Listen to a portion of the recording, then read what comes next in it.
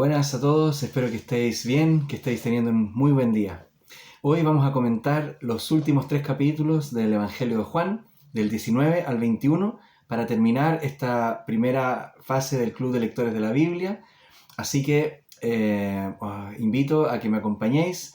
Hay muchísimo que hablar, pero voy a intentar resumirlo en algunos puntos claves que me parecieron importantes destacar, ¿vale? Así que vamos a pedirle al Señor que nos ayude.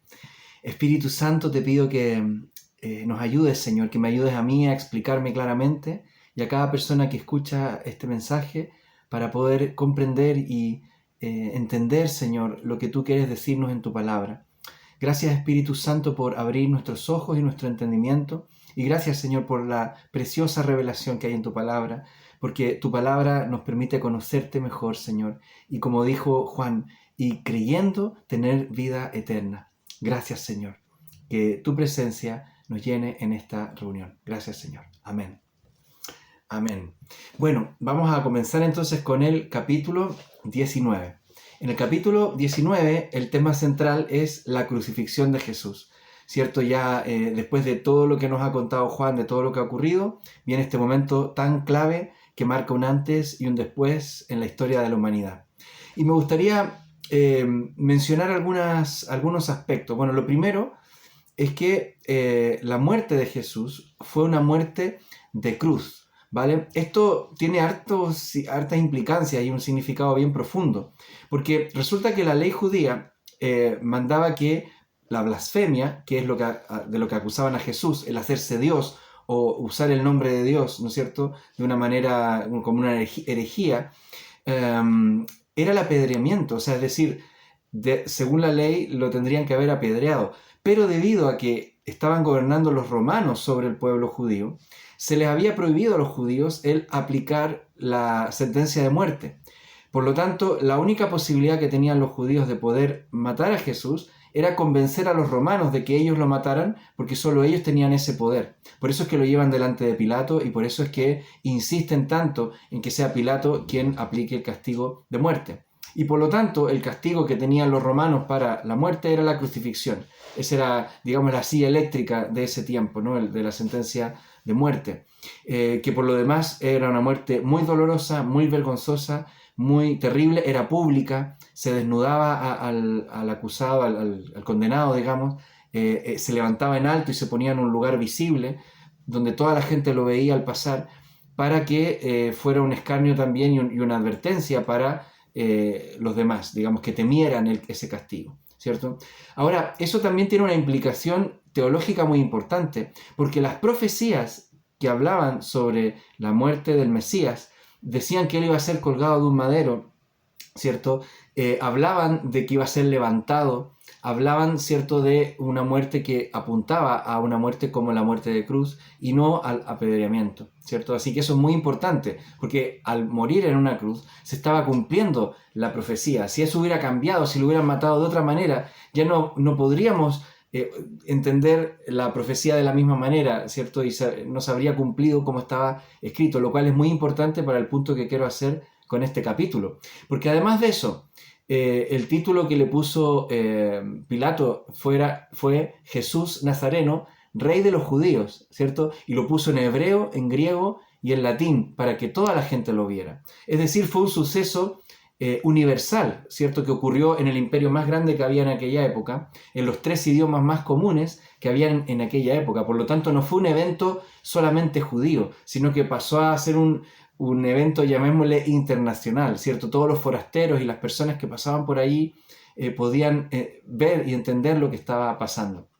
Pero no solo esto, además, dice que se repartieron su ropa, sus vestidos, ¿cierto?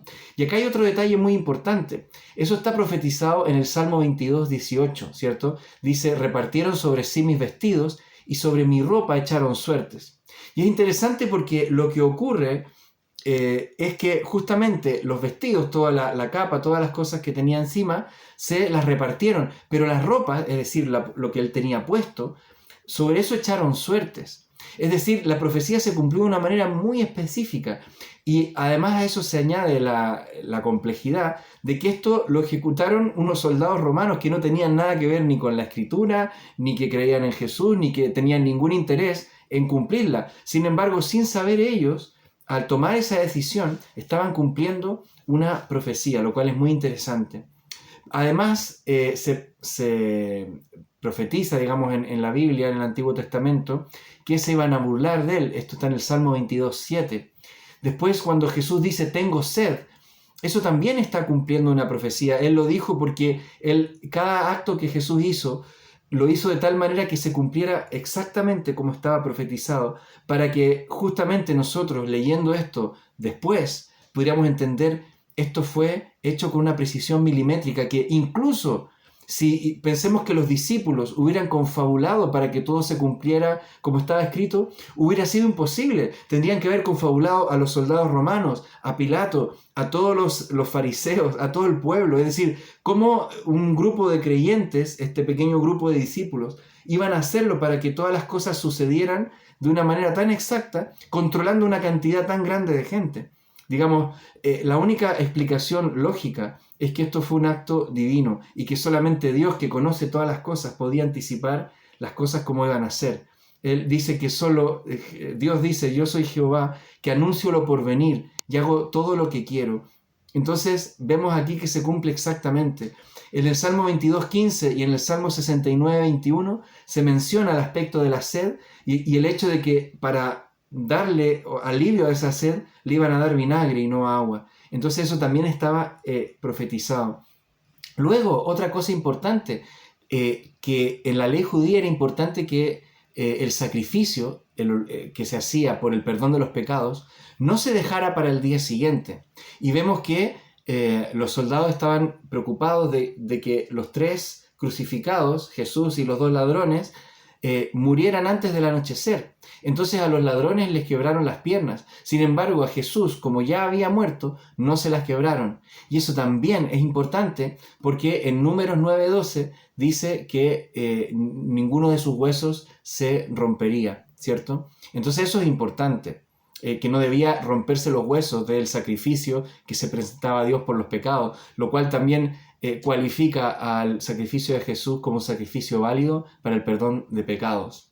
Luego, además, dice que para comprobarlo, un soldado abrió su costado con una lanza, ¿cierto? Eso está profetizado en Zacarías 12:10, donde dice que nosotros admiraríamos al que traspasaron. Es decir, Jesús tenía que ser traspasado para que pudiéramos admirarlo, pero si eso lo hubieran hecho antes, la causa de muerte hubiera sido la lanza y no la crucifixión, con lo cual también el orden de los sucesos tenía que ser perfecto. Es interesante esto, hay muchas más cosas que ahora no puedo entrar por tiempo, pero si queréis hacer un estudio de todos los aspectos que se cumplieron en la crucifixión y en la vida de Jesús, todas las profecías, todas las cosas que estaban en la Biblia, en el Antiguo Testamento, que fueron escritos cientos de años antes, de manera perfecta, con una precisión milimétrica, es impresionante. Y la frase final, que es la que también nos da el sustento para todo esto que estamos hablando, es que finalmente Jesús dice, consumado es. Es decir, lo he cumplido todo. Todo se ha cumplido como debía cumplirse. Todas las escrituras, todas las profecías se cumplieron perfectamente, lo cual es impresionante. Realmente esto, mientras más detalladamente lo estudiamos, más increíble es entender que todo esto estaba anunciado. Es decir, incluso si alguna vez tienes alguna duda, estudia esto y te vas a dar cuenta cómo es posible que, además que piensa que el Antiguo Testamento no fue escrito por una sola persona unos años antes, esto fue escrito por muchísimas personas y en distintos periodos, en distintos lugares geográficos, personas muy diferentes entre sí, personas que no se conocían entre sí. Y cada una de las profecías apuntaban al Mesías dando datos exactos de cómo se iba a cumplir, incluso que le iban a dar vinagre de beber, incluso que iban a traspasar su costado, incluso que iban a repartir sus vestidos, pero a repartir sus vestidos, pero echar suerte sobre sus ropas. Es decir, impresionante el nivel de detalle. Así que el capítulo 19 para mí, la frase clave es consumado es, todo se cumplió como debía cumplirse. Luego pasamos al capítulo 20. El capítulo 20 nos habla sobre la resurrección. Y aquí quiero mencionar un aspecto, obviamente hay muchísimo más nuevamente, pero hay un aspecto que quiero destacar del capítulo 20, que es que los discípulos no creían que Jesús iba a resucitar. Es notable esto porque, uno, habían teorías en la época y hasta el día de hoy de que todo esto ellos lo armaron, fue una, digamos, ¿cómo se dice? Un montaje, esa es la palabra, fue un montaje, ¿no? Para hacer creer a la gente que Jesús había resucitado. Pero lo interesante es que, primero, los discípulos estaban asustadísimos. Los discípulos se dispersaron, los discípulos, Pedro, que era quizás el discípulo más importante en el tiempo, negó a Jesús 3 veces para no morir. Otros se fueron, se dispersaron. Es decir, la idea de que este grupo tenían de alguna manera la capacidad de coordinación para generar semejante montaje no tiene ningún sustento. Pero es que además no solo eso, como he dicho, no creían que él iba a resucitar, ¿cierto? Primero lo sepultaron, lo envolvieron en lienzos, lo pusieron en un sepulcro con una piedra gigante tapándolo. Esa piedra además estaba protegida con guardias, ¿no? O sea, tendrían que haber confabulado a los guardias también, tendrían que haber quitado la piedra, todo eso sin que nadie les viera. Pero además, cuando dice que Juan, ¿no? Que fueron corriendo Pedro y Juan, dice que cuando Juan vio, creyó. Es decir, él no tenía esta noción de que Jesús iba a resucitar. Y justamente dice cuando Jesús lo ve, voy a buscar el versículo exacto, corrieron, perdón un segundo que lo perdí, acá está,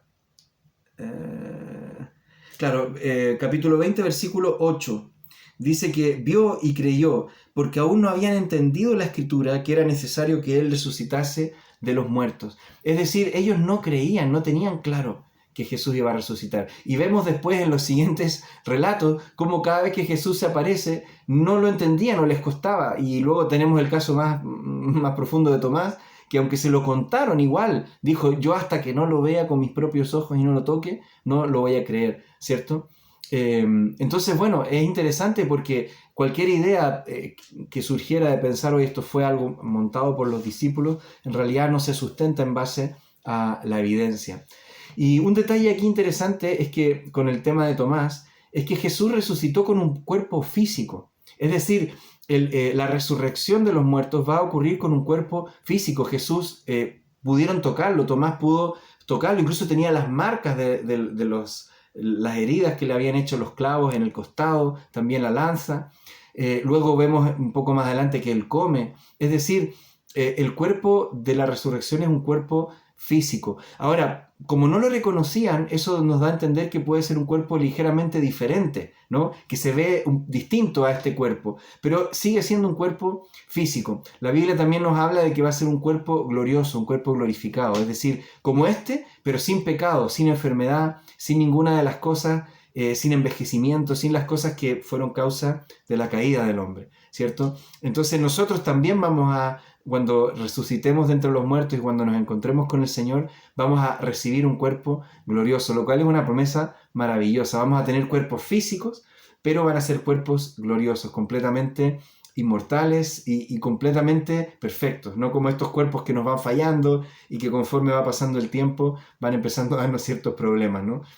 Y por último, en ese capítulo, lo último que quiero decir ahí es que Juan dice claramente cuál es el propósito por el cual escribió todas estas cosas, ¿cierto? Dice que Jesús hizo muchas más señales, muchas más cosas, pero que él escribió estas para que, leyendo esto, nosotros pudiéramos creer que Jesús es quien dice ser el Hijo de Dios, el Mesías, el Salvador del mundo, y que creyendo tengamos vida eterna. Es decir, el propósito de este libro no es resolver nuestra curiosidad, no es una historia o un documento históricamente perfecto. El objetivo de Juan era que a través de él pudiéramos recibir fe de quién es Jesús y que con esa fe pudiéramos recibir el regalo de la vida eterna. Maravilloso que Juan haya puesto ese pasaje ahí, esa nota que nos da tanta información.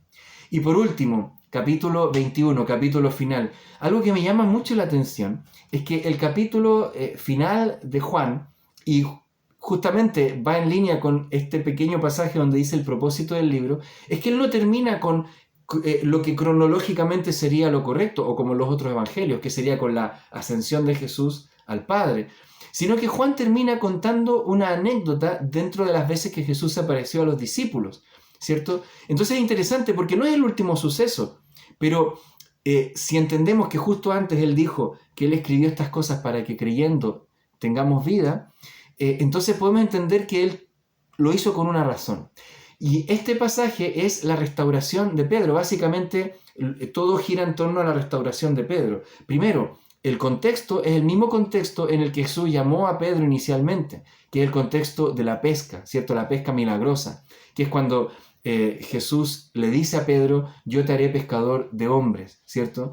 Le hace este llamado tan grande en el momento en que habían tirado la red, ¿cierto? Y habían pescado mucho. Y Jesús replica esta misma situación. Recordemos que Pedro había vuelto atrás, había vuelto a pescar. Pedro había, digamos, renunciado a su llamado. Había sido tan grande su caída y se sentía tan mal y tan culpable que él había soltado y había desertado del llamado de Dios y había decidido volver a ser un simple pescador y a volver a su vida antigua. Entonces es importante esto, porque Jesús le llama, ¿cierto? Cuando Pedro reconoce que Jesús, también vemos su corazón, cómo se tira al agua y se va nadando donde Jesús, ¿cierto? Y Jesús le recibe con tanto amor, precioso ese pasaje, no puedo comentar todos los detalles ahora, pero básicamente Jesús le está diciendo, Pedro, ¿me amas? ¿Cierto? Y Pedro lo acaba de negar, entonces ¿cómo le dices que amas a alguien que lo acabas de negar y de traicionar? Y Pedro le dice, sí, Señor, tú sabes que te quiero. Ahí hay un detalle con el idioma, ¿no? En español no se entiende bien, pero básicamente Jesús usa el verbo amor y Pedro usa el verbo querer. Jesús le dice, Pedro, ¿me amas? Es decir, ¿estás dispuesto a dar tu vida por mí? Y Pedro le dice, Señor, sí, te quiero. Y Jesús le dice, bueno, apacienta mis corderos, cuida mis ovejas. Pero ¿me amas? ¿Estás dispuesto a dar tu vida por mí? Señor, yo te quiero, ¿cierto? Tú sabes que te quiero. Y se entristece Pedro porque se da cuenta de que no le ama realmente como debiera amarle. Entonces, claro, desde la óptica del mundo, uno pensaría, bueno, Pedro no es digno del llamado de Dios, porque el llamado de Jesús es, tienes que dar tu vida por mí. Y Pedro dice, bueno, pero yo solamente te quiero, yo no soy capaz de dar mi vida por ti, aunque lo dije, pero llegado el momento no fui capaz de hacerlo, ¿cierto? Pero Jesús le restaura y le dice, cuida y apacienta a mis ovejas, cuida a mis corderos. Y finalmente le dice, cuando tú mueras, se lo dice de una manera figurada, ¿no? Pero básicamente cuando tú mueras vas a morir como mártir. Es decir, tú vas a terminar dando tu vida por mí. Pedro, tú sí me amas. Y esto es una de las cosas más lindas y más hermosas que a mí me toca mucho, de que Jesús ve nuestro corazón terminado, ve la obra en nosotros terminada. No nos ve en el proceso imperfecto que muchas veces estamos, que a veces nos damos cuenta que no somos dignos del Señor, que no le amamos suficiente, que no damos suficiente por Él como deberíamos. Pero el Señor nos mira con tanto amor y nos restaura y nos dice, pero yo sé que me amas, yo sé que vas a ser fiel, yo te voy a ayudar, yo voy a estar contigo.